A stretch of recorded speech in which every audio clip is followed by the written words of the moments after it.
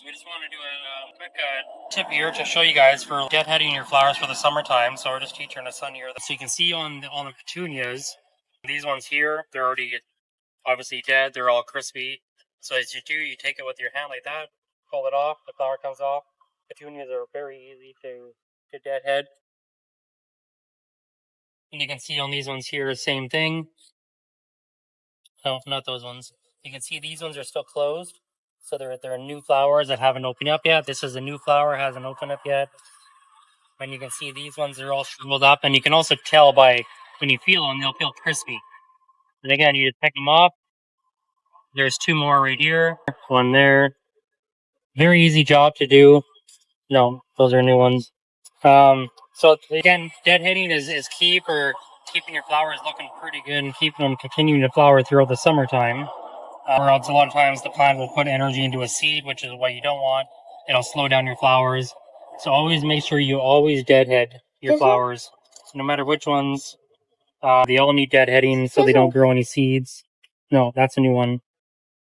So petunias are one. Marigolds are another one that's really easy. Again, with these ones, the easiest way to do these ones, I use my thumb here. You just put your thumb in the center, push it down, pops off. And again, that's for marigolds, and then all the new ones come up. Geraniums are another one that's pretty easy. Geraniums, you just follow the spike all the way down to the bottom there. You bend it the opposite way. It snaps. There you go. That's done. And then again, the new buds keep coming up. Again, always make sure you deadhead. Deadhead is the most important thing for your flowers in the summertime to keep them continuing to bloom. A lot of the small flowers, like the copas and stuff like the alyssums, like these guys here, they all just fall off anyways, but you can still go in there and you can trim off the old spikes there, which will help to keep them deadheaded. There's a few more there. This one big one? And then all these ones here. Thick. See, it's a nice fun job for kids to learn how to do as well throughout the summertime. Gives you through the summertime out there deadheading your flowers for you, keeping your plants continue to grow. And also too, anything in containers you want to feed. So constant feeding every 5 to 7 days. Usually recommended on most fertilizers. Some chemical fertilizers could be every 2 weeks. But also keep feeding, because if your pots start to slowly run out of all the nutrients, the flowers are not going to continue. So always constantly feeding and deadheading. So that's most important for any summer flowers. The two main things: feed and deadhead. Deadheading, your feed head, fertilizing to keep the flowers from slowing down on their. And you can see on a lot of these 4-inch pots here, a lot of these will start to slow down too, because they're still in these little 6-pack containers or 4-inch pots. Again, for us, unless we're going to be doing a lot of fertilizing, they will slow down on their flowers because the food's all washed out the bottom already. And they're, again, like I said, stuck in 4-inch pots. So again, depends on your pot size. You still want to make sure that you fertilize them quite often to keep them continuing. So I hope that kind of helps out. Actually, just one more I want to show you here. The fuchsias here. So you didn't do anything. You didn't film anything. No, up here. Just here. A little bit. When I...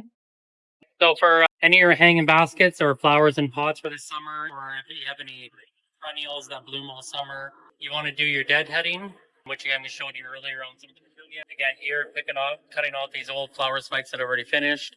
Any flowers that produce large flowers, you want to deadhead or snip off the old flower heads, or else they will grow a seed. Smaller ones like the copas just fall off, and you don't have to do a whole lot with those.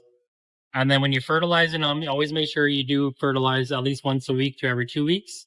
Because every time you water, when the water comes out the bottom of your pot, so you're losing nutrients as well. So constantly feeding, constantly deadheading will help to get your baskets or your pots in really good shape. So when you fertilize it, you want to choose a fertilizer with a high middle number. So for example, here 284. So the numbers represent your leaves, flowers, and roots, or sort of all around. So you want the high middle number. This is Guy Green 84. This is the powdery. Basically, you mix with your soil before planting, or if your plants are already planted, you sprinkle this powder on top of the soil and just kind of lightly scratch it in. The other one we have is Super Bloom, which is the powder you mix with water. So again, you want to mix this one with water, and then water your plants in with the water solution. And again, when you do fertilize your plants, especially ones that you mix with water, make sure your soil is slightly moist first before you mix up your solution and then water it in, because if your soil is dry and then you water, a lot of that water is going to leach out the bottom, so you're going to lose everything. So make sure your soil is moist first. So you think of like a cloth. If your cloth is dry and you put it on, or you pour water on it, a lot of times before the water sticks to the cloth, a lot of that water is going to run off. So if your cloth is already moist, and you put it in water, it's going to hold water a little bit more. So make sure, your water is so that way the water and the fertilizer will stick to the soil other than washing out the bottom. That's another thing too, is make sure you don't fertilize your plants when they're bone dry, or else you will faster. And the 284, the Guy Green, the one that you sprinkle the powder on top. You can sprinkle it on top when your soil is a little bit dry, but again, I would still recommend making sure your soil is slightly moist first. Sprinkle that on top, scratch it in, so that way the fertilizer will stick to your soil and then run it on the bottom. So I hope these 2 tips help you guys out for the summertime.